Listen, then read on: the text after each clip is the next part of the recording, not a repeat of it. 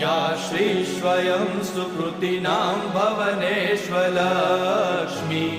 पापात्मनां कृतधियां हृदयेषु बुद्धि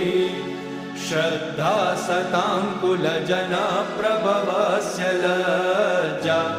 तां त्वां नतास्म परिपालय देवि विश्वम् किं वर्णयाम तव रूपमचिन्त्यमेतत् किं चातिवीर्यमसुरक्षयकारि भूरि